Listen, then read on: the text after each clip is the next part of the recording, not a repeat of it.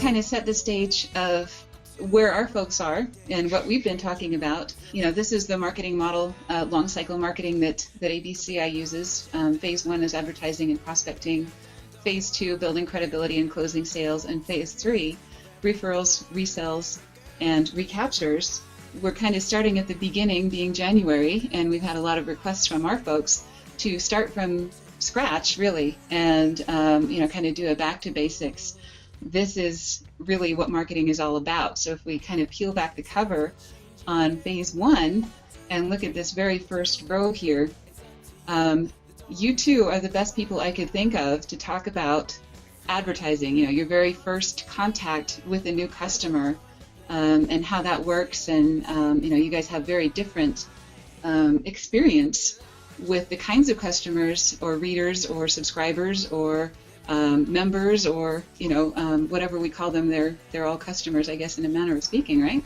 First of all, let's just open it up. What are your favorite media? Benét, you want to start?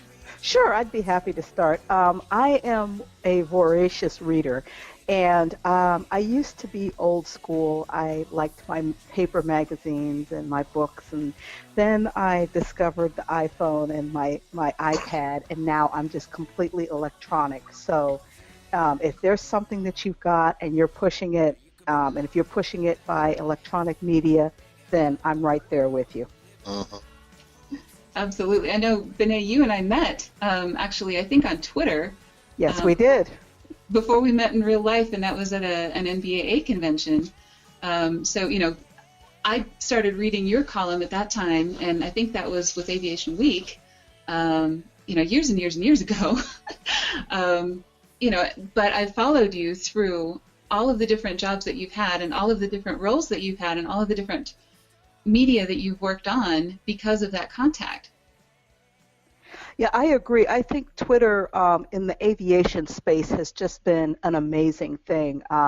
I like to kind of play around with different media, and I was an early adopter. I've been on Twitter since 2008, and I just watched the aviation community grow and grow, and I've met so many great people like you, Paula and John, and a lot of other people working in the airlines, airports, just across all fields, and I've made some great connections. So, I'm really, even to this day, still very high on Twitter.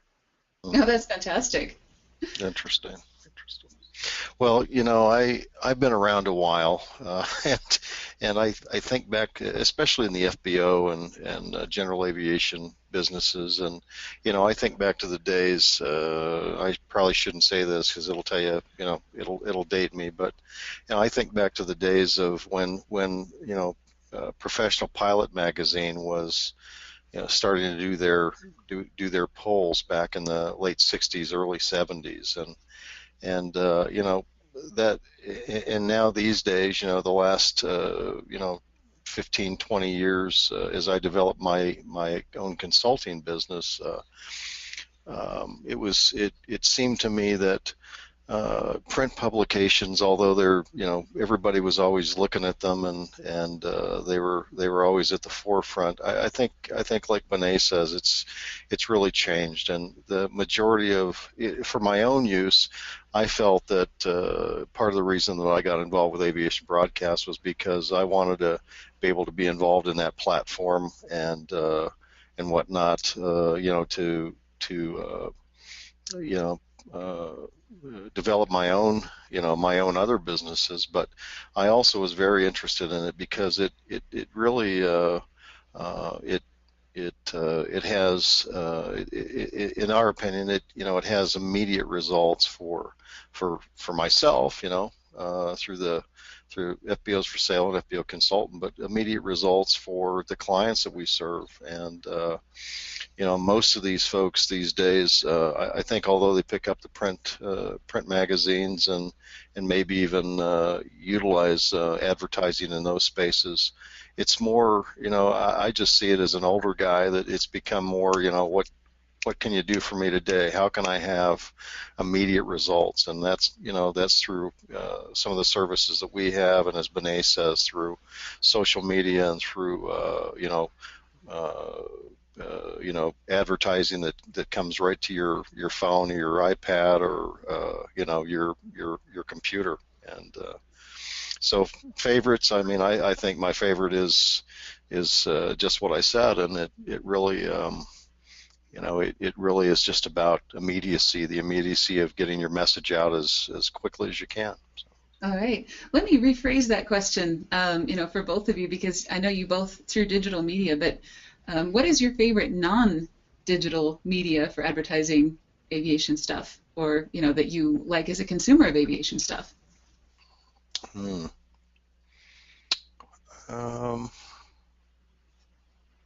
Wow, that's a good question, because my whole life is digital now. There you go. I know that probably, Benét, that probably answers the question. The silence probably answers the question for both of us. It probably does. And what's interesting though is, we were thinking about who should we include, from the traditional media in this panel discussion, and the thought process was kind of, well, people have been doing, trade shows and magazines and things like that since Orville and Wilbur were puppies, but sure. Those are things that we cover in more depth, but they're not really phase one activities. You don't really. They're not as effective for prospecting these days as the digital activities are. Are you finding that's true? I would agree with that. I don't know what you think. I would agree with that. I think the print media. I get Aviation International News. And I think I get Airport Business, but in reality, it comes in and for me, it really sits on the desk until I get time to go look at it and see what it's all, see what the articles are and whatnot. It's not something that I think that I would use as an advertising medium until, I felt my company had reached a certain point, and whether that's a price point or whether that's the ability to handle the sort of business that may come in from that, I think we go back to electronic media, honestly. And I think you take that to another level, because what you're seeing now is, that you've got all this digital material and people are just kind of bombarding you with it. Yeah. And I think what we're starting to see is advertisers trying to find a way to cut through the noise. And I know one of the trends that I've been following, just generally, not just for aviation, is branded content. Right, where you're combining. Yes. Go ahead. Yeah, where companies are, instead of just throwing out advertising, they are cloaking their advertising in stories. In the old days, they used to call them advertorials. One example that I think just really sets the tone is the New York Times started taking branded content, and they did a contract with United. And United did this branded content on the Sochi Olympics and some of the numbers. And when they did the measurements, it turned out that branded content got more reader eyeballs than some of the top stories in the New York Times. Exactly.